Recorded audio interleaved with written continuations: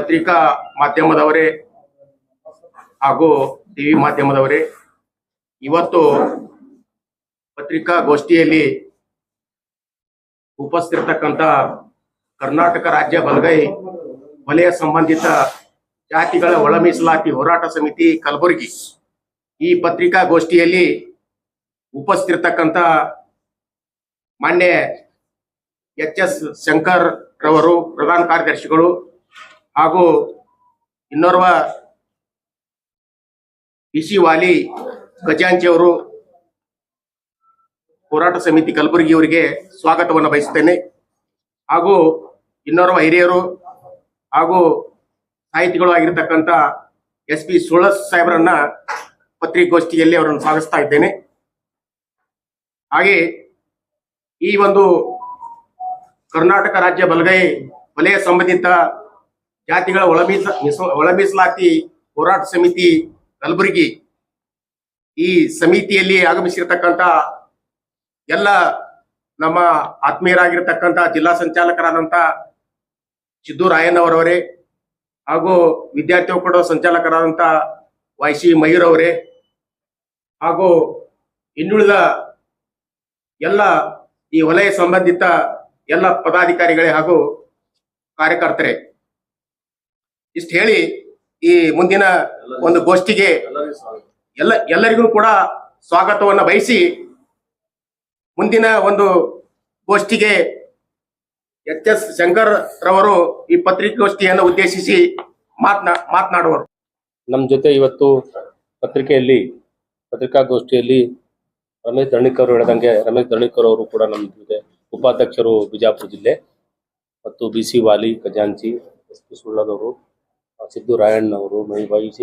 ಮಯೂರ್ ಅವರು, ತಾವು ಎಲ್ಲ ಬಂದಿದ್ರಿ. ತಮಗೆ ಆತ್ಮೀಯ ಸ್ವಾಗತನ ಕೋರಿ, ಕರ್ನಾಟಕ ರಾಜ್ಯದ ಈ ತಮಗಾಗಲೇ ಗೊತ್ತಿರತಕ್ಕಂಥ ವಿಷಯ ಏನಂದ್ರೆ, ಕರ್ನಾಟಕ ರಾಜ್ಯದಲ್ಲಿ ಒಳ ಮೀಸಲಾತಿಯ ಬಗ್ಗೆ ಸರ್ಕಾರ ಒಂದು ಆದೇಶ ಹೊರಡಿಸಿದೆ. ಆ ಆದೇಶ ಅನ್ವಯ ಸಮೀಕ್ಷೆ ಕೂಡ ನಡೆದಿದೆ. ಪರಿಶಿಷ್ಟ ಜಾತಿಗಳಲ್ಲಿ ಒಳ ಮೀಸಲಾತಿ ಕೊಡಬೇಕು ಅಂತ ಸುಪ್ರೀಂ ಕೋರ್ಟ್ ಆದೇಶದ 1/8/2024 ಒಂದು ಸುಪ್ರೀಂ ಕೋರ್ಟ್ ಒಂದು ಐತಿಹಾಸಿಕ ಒಂದು ಏನಂದ್ರೆ ತೀರ್ಪು ನೀಡಿತು. ಆ ತೀರ್ಪಿನ ಅನ್ವಯ ರಾಜ್ಯ ಸರ್ಕಾರ ಕೂಡ ಒಳ ಮೀಸಲಾತಿ ಕೊಡಬೇಕು, ಒಳ ಮೀಸಲಾತಿ ಇರ್ತಕ್ಕಂಥ ಸಮಾನತೆಯಿಂದ ಇರಬೇಕು, ಎಲ್ರಿಗೂ ಸಮಾನ ಅವಕಾಶ ಸಿಗಬೇಕು, ಎಲ್ರಿಗೂ ಅವಕಾಶ ಬರಬೇಕು, ಎಲ್ಲಾ ಜಾತಿ ಸಣ್ಣ ಪುಟ್ಟ ಜಾತಿಗಳು ಕೂಡ ಅವರವರ ಸಂಖ್ಯೆ ಅನ್ನೋದಕ್ಕೆ ಅನುಗುಣವಾಗಿ ಅವಕಾಶ ಕೊಡಬೇಕು ಅಂತ ಒಂದು ದೃಷ್ಟಿಯಿಂದ ಮಾನ್ಯ ಸಿದ್ದರಾಮಯ್ಯ ಅವರ ಸರ್ಕಾರ ಒಂದು ಜಸ್ಟಿಸ್ ಎಚ್.ಎನ್. ನಾಗಮೋಹನ್ ದಾಸ್ ಅವರ ನೇತೃತ್ವದಲ್ಲಿ ಒಂದು ಏಕಸದಸ್ಯ ಆಯೋಗವನ್ನು ರಚನೆ ಮಾಡಿದೆ. ಅದು ತಮಗೆಲ್ಲ ಗೊತ್ತಿದ್ದ ವಿಷಯ. ಆ ಆಯೋಗ ನಮ್ಮಂದ್ರೆ ಜಾತಿ ಸಮೀಕ್ಷೆ ಮಾಡಬೇಕು, ಯಾವ ಜಾತಿ ವಲಯ ಮಾದಿಗ ಇನ್ನಿತರ 101 ಏನು ಪಟ್ಟಿಯಲ್ಲಿದೆ ಕಾಸ್ಟು, ಆ ಜಾತಿಗಳನ್ನ ಮಾಡಬೇಕು ಅಂತೇಳಿ ಸಮೀಕ್ಷೆ 5/5/2025 ಸ್ಟಾರ್ಟ್ ಆಗಿ 17ವರೆಗೂ ಮಾಡಿದ್ರು. ಆದ್ರೆ 17ವರೆಗೂ ಅದು ಸಮೀಕ್ಷೆ ಮುಗಿಲಿಲ್ಲ. ಮತ್ತೆ ಅದನ್ನ ವಿಸ್ತರಣೆ ಮಾಡಿದ್ದಾರೆ 19ರಿಂದ 25ರವರೆಗೆ.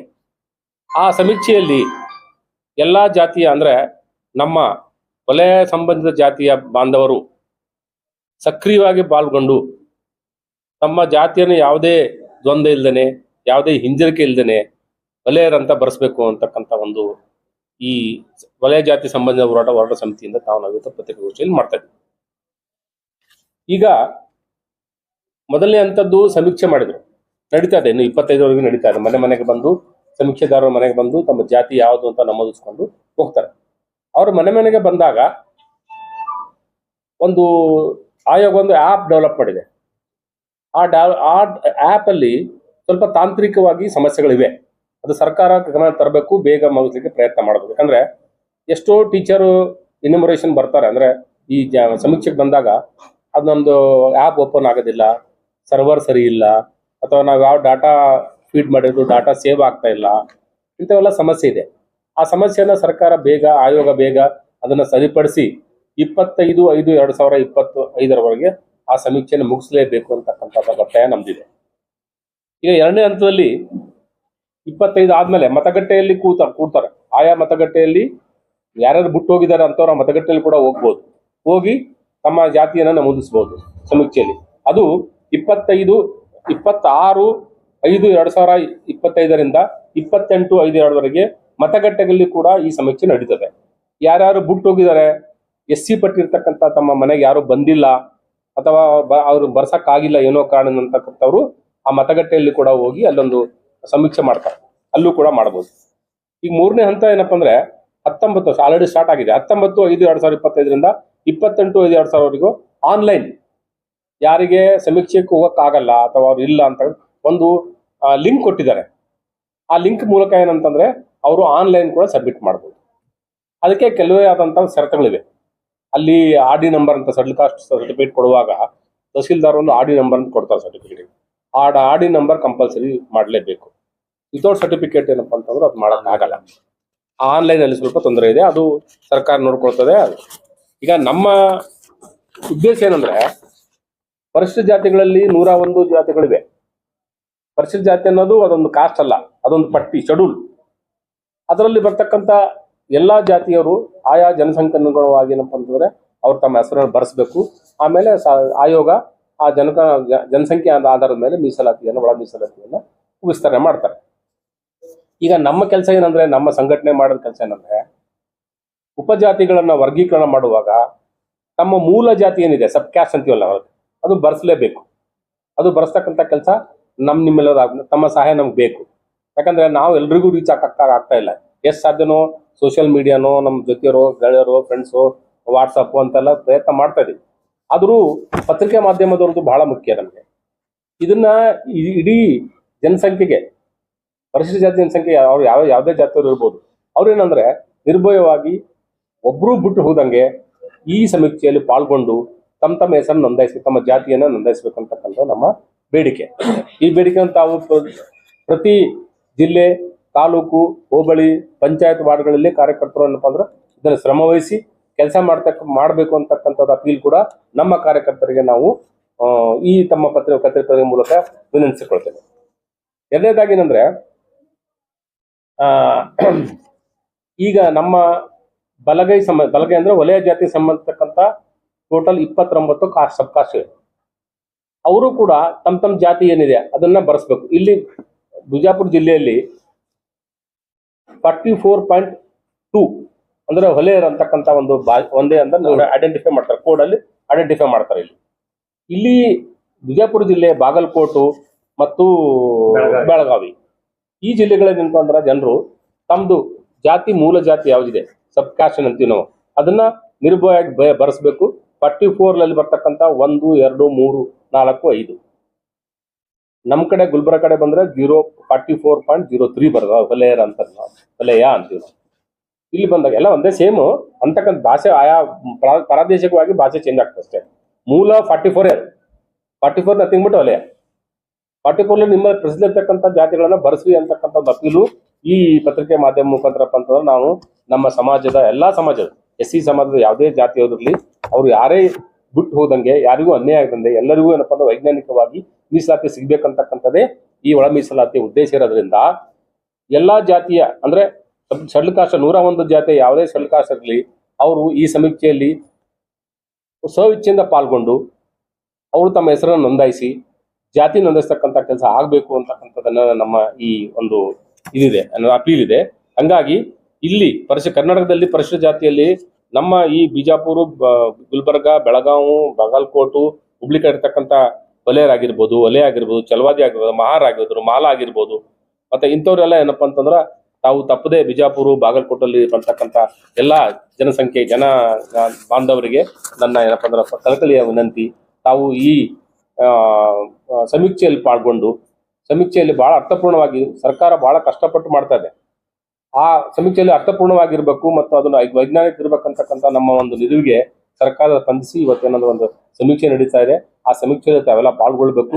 ಮನೆಗೆ ಬರ್ತಕ್ಕಂಥ ಟೀಚರ್ಸ್ ಏನ್ ಬರ್ತಾರೆ, ಇನ್ಯುಮರೇಟರ್ಸ್ ಏನ್ ಅಂತೀವಿ, ಅವ್ರಿಗೆ ಸಮೀಕ್ಷೆದಾರ, ಗಣತಿದಾರ ಅಂತೀವಿ, ಅವ್ರು ಬಂದಾಗ ಅವರಿಗೆ ನೀವು ಸಹಕಾರ ಮಾಡ್ಬೇಕು, ಎಲ್ಲಾ ರೀತಿಯ ಸಹಕಾರ ಮಾಡ್ಬೇಕು. ಅವ್ರಿಗೆ ಯಾವುದೇ ಅವ್ರೇನ್ ಕೇಳ್ತಾರೆ 1, 2, 3, 40 ಪಾಯಿಂಟ್ಸ್ ಇದೆ, ಆ ಯಾವ ಪಾಯಿಂಟ್ಸ್ ಗಳಿದ್ರು ತಾವು ಶಾಂತಿಯಿಂದ ಮತ್ತು ಸಂಯಮದಿಂದ ಅವ್ರಿಗೆ ಏನು ದಾಖಲೆ ಒದಗಿಸಬೇಕು ಮತ್ತು ನಿರಂತರವಾಗಿ ಈ ಒಂದು ಸಮೀಕ್ಷೆಯಲ್ಲಿ ತಾವೆಲ್ಲರೂ ಪಾಲ್ಗೊಂಡು ಈ ಸಮೀಕ್ಷೆಯನ್ನು ಯಶಸ್ವಿಗೊಳಿಸಬೇಕಂತ ತಮ್ಮಲ್ಲಿ ಕೇಳ್ಕೊಳ್ತೀವಿ.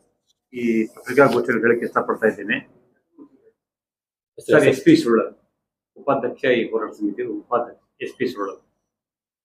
ಈ ಉತ್ತರ ಕರ್ನಾಟಕದಲ್ಲಿ ಇತ್ತೀಚೆಗೆ ಈ ಸಮೀಕ್ಷೆ ಬಂದಿರತಕ್ಕಂತ ಸಂದರ್ಭ. ಜಂಗಮರು ಬೇಡ ಜಂಗಮ. ಬೇಡ ಜಂಗಮ ಅಂತ ಹೇಳಿ ಸುಳ್ಳು ಜಾತಿ ಪತ್ರ ಬರೆಸ್ತಾ ಇದ್ದಾರೆ ಮತ್ತು ಒತ್ತಾಯ ಕೂಡ ಮಾಡ್ತಾ ಇದ್ದಾರೆ. ತಮಗೆಲ್ಲ ಗೊತ್ತಿದ್ದ ಹಾಗೆ ಬೇಡ ಜಂಗಮರು ಅಂತಂದ್ರೆ ಬೇಡ್ಕೊಂಡ್ ತಿಂಬವರು, ಹಸಿ ಮಾಂಸ ತಿಂತಕ್ಕಂಥವ್ರು, ಸತ್ತ ದನಗಳನ್ನು ತಿಂತಕ್ಕಂಥವ್ರು, ಬೇಡ್ಕೊಂಡ್ ತಿರ್ತಕ್ಕಂಥ ಜಂಗಮರು ಮೈಸೂರು ಭಾಗ ಕಡೆ ಕೆಲವೊಂದ್ ಕಡೆ ಮಾತ್ರ ಜನ ಇದೆ. ವಿಶೇಷವಾಗಿ ಉತ್ತರ ಕರ್ನಾಟಕದಲ್ಲಿ ಇಲ್ಲಿ ಬಾಗಲಕೋಟೆ, ಬಿಜಾಪುರ, ಗುಲ್ಬರ್ಗ, ಇಲ್ಲ. ಬೀದರ್, ಬೆಳಗಾವಿ ಈ ಕಡೆ ಬೇಡ ಜಂಗಮರು ಇಲ್ವೇ ಇಲ್ಲ. ನಿನ್ನೆ ನಮ್ಮ ನಾಯಕರಾಗಿರ್ತಕ್ಕಂಥ ಎ ಸಿ ಅಧ್ಯಕ್ಷ ಮಲ್ಲಿಕಾರ್ಜುನ ಖರ್ಗೆ ಅವರು ಹೇಳಿದ ಹಾಗೆ 500 ಜನ ಇದ್ದಿರ್ತಕ್ಕಂಥ ಬೇಡ ಜಂಗಮರು ಇದಕ್ಕಿದ್ದ ಹಾಗೆ 5,00,000 ಜನ ಹೇಗಾದ್ರು ಅಂತಕ್ಕಂಥ ಪ್ರಶ್ನೆ ನಮ್ಗೆ ಕೂಡ ಕಾಡ್ತಾ ಇದೆ. ನಿಜವಾಗಿ ಬಾಬಾ ಸಾಹೇಬ್ ಅಂಬೇಡ್ಕರ್ ಅವರು ಹೇಳಿರ್ತಕ್ಕಂಥ ಸಂವಿಧಾನದ ಒಂದು ತಳಹದಿಯಲ್ಲಿ, ಸಂವಿಧಾನದ ಒಂದು ಇದ್ರ ಪ್ರಕಾರ ಯಾರು ತುಳಿತಕ್ಕೊಳಪಟ್ಟಾರೋ, ಯಾರು ಸಾಮಾಜಿಕವಾಗಿ, ಆರ್ಥಿಕವಾಗಿ, ಧಾರ್ಮಿಕವಾಗಿ ಯಾರು ಹಿಂದುಳಿದಾರೋ ಅಂತವ್ರಿಗೆ ಮಾತ್ರ ಈ ಮೀಸಲಾತಿ ಸೌಲಭ್ಯ ಸಿಗಬೇಕಾದಂತ ಒಂದು ಕಾನೂನು ಮಾಡಿರ್ತಾರೆ. ಇವ್ರು ನಮಗೆ ಉದ್ಭವಿಸಿ ನಾವು ಬೇಡ ಜಂಗಮರು ಇದ್ದೀವಿ, ನಾವು ಎಸ್ ಸಿ ಇದ್ದೀವಿ, ಲಿಂಗಾಯತ ನಾವು ಪರಿಶಿಷ್ಟ ಜಾತಿ ಇದ್ದೀವಿ ಅಂತಕ್ಕಂಥ ಲಿಂಗಾಯತ ಜಂಗಮರು ಈ ಭಾಗದಲ್ಲಿ ಬಹಳ ಅದು ಆಗ್ತಾ ಇದೆ. ಅದು ನಾವು ಬಲವಾಗಿ ಇವತ್ತಿನ ದಿವಸ ಈ ಪತ್ರಿಕಾಗೋಷ್ಠಿಯಲ್ಲಿ ನಾವು ಅದು ವಿಶೇಷವಾಗಿ ನಾವು ಖಂಡಿಸ್ತಾ ಇದ್ದೀವಿ. ಆ ಸುಳ್ಳು ಜಾತಿ ಪತ್ರ ಅದು ಬರ್ಕೋಬಾರ್ದು. ಒಂದು ವೇಳೆ ಅವರು ಬರೆದರಂತಂದ್ರೆ ಸಂಬಂಧಪಟ್ಟ ತಹಶೀಲ್ದಾರರಾಗಿರ್ಬೋದು, ಡಿ ಸಿ ಆಗಿರ್ಬೋದು, ರೆವಿನ್ಯೂ ಇನ್ಸ್ಪೆಕ್ಟರ್ ಆಗಿರ್ಬೋದು, ಯಾರೇ ಆದ್ರೂ ಕೂಡ ಅವರಿಗೆ ತಕ್ಕ ಶಿಕ್ಷೆ ಆಗ್ಬೇಕಂತಕ್ಕಂಥದ್ದು ನಮ್ಮ ಒಂದು ನಿಲುವು. ಈ ಪತ್ರಿಕೆ ಮುಖಾಂತರ ನಾನು ನಿಮ್ಮಲ್ಲಿ ವಿನಂತಿಸ್ಕೊಳ್ತಾ ಇದ್ದೇನೆ. ಈ ಭಾಗದಲ್ಲಿ ಬೇಡ ಜಂಗಮರು ಇಲ್ವೇ ಇಲ್ಲ. ಹಾಗಾಗಿ ಅದು ತಾವು ಇದು ಹೆಚ್ಚಿನ ಒತ್ತು ಕೊಟ್ಟು ಇದಕ್ಕೆ ಪ್ರಕಟಿಸಬೇಕು ಅಂತ ಹೇಳಿ ನಾನು ಕೇಳ್ಕೊತೇನೆ. ಲಿಂಗಾಯತ ಜಂಗಮರು ಅವರು ಬೇಡ ಜಂಗಮರು ಅಲ್ಲ. ಅವ್ರ ಹೆಸರು ಜಂಗಮ ಇರೋದ್ರಿಂದ ಅದರ ದುರುಪಯೋಗ ಪಡ್ಕೊಂಡು ನಾವೇ ಬೇಡ ಜಂಗಮರು ಅಂತ ಬರೆಸ್ತಾ ಇದ್ದಾರೆ. ಅದು ಬಹಳ ಖಂಡನೀಯ. ಯಾಕಂದ್ರೆ ಲಿಂಗಾಯತ ಸಮಾಜದಲ್ಲಿ ಆ ಜಂಗಮರು, ಆ ಪೂಜಾರಿಗಳು ಅಂದ್ರೆ ಆ ಸ್ವಾಮಿಗಳು ಅಂತ ಅವ್ರ ಸ್ವಾಮಿಗಳು ಬಂದು ನಮ್ಮ ಹತ್ರ ಬಂದು ಪಾಪ ಬೇಡ ಜಂಗಮ ಅಂತ ಬರ್ಸ್ಕೊಂಡು ನಮ್ಮನ್ನ ಯಾಕೆ ಇಟ್ಕೋತಾರೆ? ಎ.ಸಿ ಅಧ್ಯಕ್ಷರು ಮಲ್ಲಿಕಾರ್ಜುನ ಖರ್ಗೆ ಹೇಳಿದ್ರು, ನಮ್ಮ ಸೌಲಭ್ಯ ಇರೋದು ಅಸ್ಪೃಶ್ಯರಿಗೆ, ಜಾತಿಯಿಂದ ವಂಚಿತರಾಗಿದ್ದವರಿಗೆ, ಜಾತಿಯಿಂದ ಅವಮಾನಿತ ಆದವರಿಗೆ, ಜಾತಿಯಿಂದ ಶತಮಾನಗಳಿಂದ ತುಳಿತಕ್ಕೊಳಗಾದವ್ರಿಗೆ ಮಾತ್ರ ಈ ಮೀಸಲಾತಿ ಇರೋದು, ಜಂಗಮರಿಗಲ್ಲ. ಜಂಗಮರು ಏನಪ್ಪ ಅಂದ್ರೆ ಕುತಂತ್ರಗಳಿಂದ ಇದೊಂದು ಚಾನ್ಸ್ ಬಂದ ನಮ್ಗೆ ಅಂತ ಹೇಳಿ ಅವ್ರೇನಪ್ಪ ಅಂದ್ರೆ ನಾವು ಬೇಡ ಜಂಗಮ ಅಂತ ಬರೆಸ್ತಾ ಇದ್ದಾರೆ. ಇದು ಬಹಳ ಖಂಡನೀಯ. ಯಾವುದೇ ಒಂದು ಕಾನೂನು ಇರೋದ್ರಿಂದ ಅದಕ್ಕೆ ನಾವು ನಮ್ಮ ಸುಳ್ಳೋದು ಹೇಳ್ದಂಗೆ ಯಾರಾದರೂ ತಹಶೀಲ್ದಾರ್ ಅವರು ಬೇಡ ಜಂಗಮ ಅಂತ ಸರ್ಟಿಫಿಕೇಟ್ ಇಶ್ಯೂ ಮಾಡಿದ್ರೆ ಅದನ್ನ ಫೈಂಡ್ ಔಟ್ ಮಾಡಿ ಅದನ್ನ ಪರಿಶೀಲಿಸಿ ಅವ್ರ ಎದುರ ಕಠಿಣ ಕ್ರಮ ತಗೋಬೇಕು. ಅವರಿಗೆ ಅವ್ರ ನೌಕರಿಯಿಂದ ಏನಪ್ಪಾ ಅಂತಂದ್ರೆ ಡಿಸ್ಮಿಸ್ ಮಾಡ್ಬೇಕು. ಅವಾಗ ಮಾತ್ರ ಒಂದು ಒಂದು ಗಟ್ಟಿಯಾದಂತಕ್ಕಂಥ ಒಂದು ಸಂದೇಶ ಇಡೀ ಕರ್ನಾಟಕ ರಾಜ್ಯ ತುಂಬ ಹೋಗ್ತಕ್ಕಂಥ ಮಾತನ್ನ ನಾವು ಸರ್ಕಾರಕ್ಕೆ ಒತ್ತಾಯಿಸ್ತೀವಿ. ಸುಳ್ಳು ಜಾತಿ ಮಾಡಿ ನಿಜವಾದ ಏನಪ್ಪಾ ಅಂದ್ರೆ ಅಸ್ಪೃಶ್ಯರಿಗೆ, ನಿಜವಾದ ತುಳಿತಕ್ಕೊಳಗಾದವರಿಗೆ, ನಿಜವಾದ ಜಾತಿಯಿಂದ ಅವಮಾನ ಆದವರಿಗೆ ನ್ಯಾಯ ಕೊಡ್ಬೇಕೇ ಹೊರತು ಜಾತಿಯಿಂದ ಆಲ್ರೆಡಿ ಜಂಗಮರು ಬಹಳ ಮೇಲಿದ್ದಾರೆ. ಇಡೀ ಲಿಂಗಾಯತರ ಕಮ್ಯುನಿಟಿ ಸ್ವಾಮಿಗಳಿದಾರ. ಪೂಜೆ ಪುನಸ್ಕಾರ ಅವರಿಗೆಲ್ಲ ನಿಮ್ಗೆ ಗೊತ್ತಿದ್ದಂಗೆ ಕಾಲ್ ಬಿಡ್ತಾರೆ ಜನ, ಕಾಲ್ ಬಿಟ್ಟು ನಮಸ್ಕಾರ ಮಾಡ್ತಾರೆ. ಅವ್ರು ಏನಾದ್ರು ತಮ್ಮ ಮನೇಲಿ ಕೆಲಸ ಇದ್ರೆ, ಪೂಜಾ ಪುನಸ್ಕಾರ ಇದ್ರೆ ಜಂಗಮೇ ಕರೆಸ್ತಾರೆ, ಜಂಗಮನಿಂದ ಮದುವೆ ಮಾಡಿಸ್ತಾರೆ. ಅಂದ್ರೆ ಅವ್ರ ಪೂಜಾರಿಗಳು ಅಂತ ಸ್ಥಾನದಲ್ಲಿರ್ತಕ್ಕಂಥವ್ರು ಬೇಡ ಜಂಗಮ ಇರ್ತಾರೆ. ಅವರು ಇರೋದಂಗೆ ಬೇಡ ಜಂಗಮ ಯಾರು ಅಂದ್ರೆ ಅವರು ಒಲೆ ಮಾದಿಗರ ಪೂಜಾರಿಗಳು. ಆವಾಗ 2005, 3,000 ವರ್ಷಗಳ ಹಿಂದೆ ನಮ್ಮ ವಲಯ ಮಾದಿಗರಲ್ಲಿ ಯಾವುದೇ ಒಂದು ಕಾರ್ಯಕ್ರಮ ಮಾಡ್ಬೇಕಾದ್ರೆ ಯಾರೂ ಬರ್ತಿರ್ಲಿಲ್ಲ, ಜಾತಿ. ಅದಕ್ಕಾಗಿ ನಮ್ಮಲ್ಲೇ ಒಂದು ಗುಂಪಾಗಿ ಅವರೇ ಜಂಗಮರಾದ್ರು. ಅವರೇ ಮದುವೆ ಮುಂಚೆ ಅವರು ಏನಾದ್ರು ಅವರು ಸತ್ತ ದನ ತಿಂತಾರೆ, ಅವರು ಏನಪ್ಪ ಸದ್ದನ ಎಳಿತಾರೆ, ಅವರು ಏನಪ್ಪ ಅಂದ್ರೆ ಬೇಡ್ಕೊಂಡು ನಮ್ಮ ಕಾಲನಿಗೆ ಬಂದು ಬೇಡ್ಕೊಂಡು ತಿಂತೀರ. ಆ ಕಾಲದ್ದು ಹೇಳ್ತೇನೆ, ಈಗಲ್ಲ, ಆ ಕಾಲದ್ದು. ಅಂತ ಹಿನ್ನೆಲೆ ಬಂದಿರತಕ್ಕಂಥ ಬೇಡ ಜಂಗಮರ ಹೆಸರನ್ನು ದುರುಪಯೋಗ ಪಡಿಸ್ಕೊಂಡು ಇವತ್ತು ವೀರಶೈವ ಜಂಗಮರ ಏನಪ್ಪ ಅಂದ್ರೆ ನಾವೇ ಬೇಡ ಜಂಗಮ ಅಂತಕ್ಕಂಥ ಒಂದು ಕುತಂತ್ರ ಏನ್ ಮಾಡ್ತಾ ಇದ್ದಾರೆ, ಇದು ಬಹಳ ಖಂಡನೀಯ.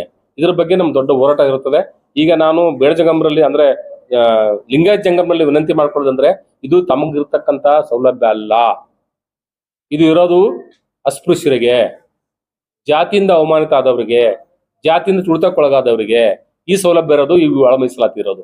ನೀವು ಅದರ ಬಂದು ನಮ್ಮ ಕಬಳಿಸರಿ ಹೆಂಗಾಗತ್ತಾರೆ? ಅದಕ್ಕೊಂದು ಏನಾದ್ರು ಇಷ್ಟಕ್ಕೂ ಮೀರಿ ಲಿಂಗಾಯತ ಜಂಗಮ ಏನಾದ್ರು ನಾವು ಬೇಡ ಜಂಗಮ ಅಂತ ಬರೆಸಿದ್ರೆ ಮುಂದೆ ಬರ್ತಂತ ದಿನಗಳಲ್ಲಿ ನಾವು ದೊಡ್ಡ ಹೋರಾಟ ಮಾಡ್ತೀವಿ.